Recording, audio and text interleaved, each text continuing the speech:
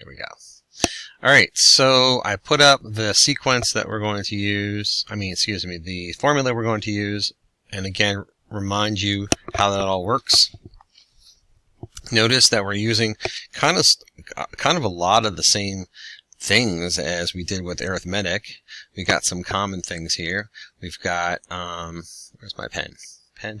Oh, here, way over here. What's going on? I think I got it upside down. Here we go. Alright, so we have we have the first term, a sub 1.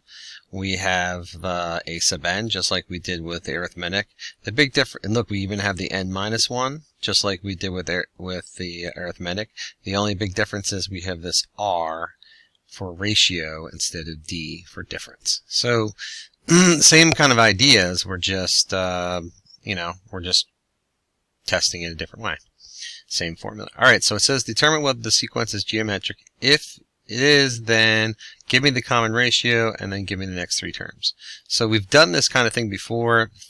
Like I said, with arithmetic we did if yes, identify the common difference. Now we're doing ratio. So all you have to do on here is just do what is 12 divided by 6? That's 2.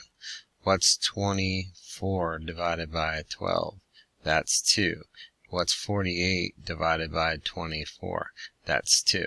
So they all have a common difference of, a common ratio of 2. So we're going to put r is equal to 2 here. Now it says give the next 3 terms. Well, we already know that we're going to plug in this formula, and we're going to say that the next term, now if you notice what it's just doing is multiplying by 2. So honestly, you don't really need the formula on this. It's not too bad. All I have to do is 48 times 2. Then whatever that number is times 2. I'm doing 3, right? Times whatever that number is times 2. So 48 times 2 is 96. Put a 96 in here. That's 192. 192 times 2 is 384. So 96, 192, and 384.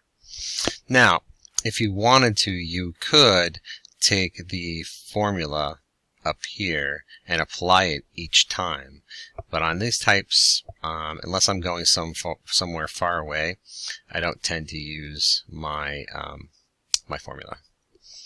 Alright, so let's try this. 270 divided by 810. I don't know that off the top of my head.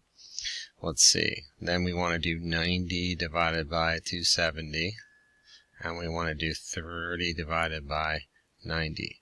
Well, 30 divided by 90 I can do. That's 1/3. So 90 divided by 270 is 1/3. And this I have no idea because this is a huge number. So what I'm going to do is grab my handy dandy graphing calculator out. It'll start up for me. Alright, awesome. And can I move it? Let's see. Will it let me move it? Use my mouse. There we go. Let me put it in my screen here. Alright, so if I want to, I'm going to have to use my mouse. I'm going to switch back and forth. Alright, so I'm going to do 270 divided by 810. Oops. 810. Enter. Oop, that's a decimal. If you don't know your decimals from your fractions, remember to hit math. Enter, enter. 1/3. So lo and behold, all of them are 1/3. So that's good. That tells me that this is geometric. And I'm going to find the common ratio, which I know is now 1/3. So r equals 1/3. Now I have to figure out what I'm doing. So it looks like doing a ratio of 1/3 is I'm actually dividing everything by 3. So it's like taking the next number and divided by 3. So my next will be 30 times 1/3, or 30 over 3. That's 10. So I'm just going to keep doing that. And so then 10 over 3. Ooh, I just want to leave that, because that's just There's just decimal. If you want to, you can put it in, but and then this number divided by 3 again is the same thing as multiplying by a third. That's going to give me 10/9. So I'm just going to leave those.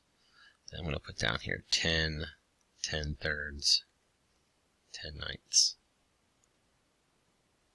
And that's my answer. Okay.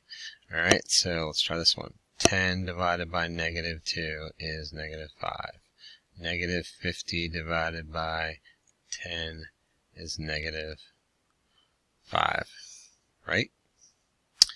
250 divided by -50 is -5. Alright, so all of these have a ratio of -5. And it looks like all I have to do is multiply each term by -5. So I'll do 250 times -5. Then whatever that number is times -5 times whatever that number is times -5. Alright, so that's, what is that? 10, 12, 50 negative. This number's going to get too big for me. I'm going to have to use my calculator. Where is that handy dandy calculator? There it is. Alright, does this work? No. Use a mouse. Alright, so I'm going to do -1250. I wonder if I can just use this. Oh, I can use this. That's awesome. Times -5. Uh-oh. It's because I used the wrong negative. Because it doesn't know. There we go. And that's 6250. Okay, so that's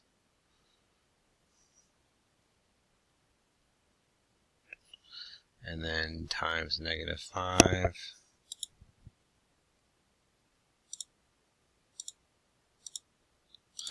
That's going to give me -31,250.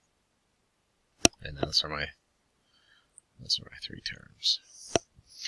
Alright, this one, if I do 8 divided by 4, I get 2. But 20 divided by 8 does not give me 2. So this is a no. Okay, -1 divided by 4. Can't do anything with that. 1/4 divided by -1 is -1/4. If you don't trust me, you can go in the calculator. Yeah. -16 divided by 1/4 gives you -1/4. So we're good to go. Alright, so I'm going to, I don't have a lot of room here, but now it means basically it looks like I'm just multiplying the bottom. If you can see the pattern, once you get to here, we're just changing sign, and then this number right here is getting 4 times bigger than before. So this is a negative, so the bottom one's going to be 64. And then the next one's going to be -1 over something. And the next one's going to be +1 over something. So 64 times 4 is 256. And 256 times 4 is 1024, I believe. Not entirely sure, but I think that's right. Yeah. So those are my 3 terms. Okay, last one. I can already see this is not going to work because 4 divided by 2 is 2. 16 divided by 4 is 4. So this is a no. And that's how you do it. So notice it's very similar to the way you do your arithmetic sequences. So now what you're going to do is once you get on a paper with all of them on one sheet, then you're going to try doing the difference and then the ratio and see which one of them. And if neither one of them works, then it's a neither. That's one of those no answers.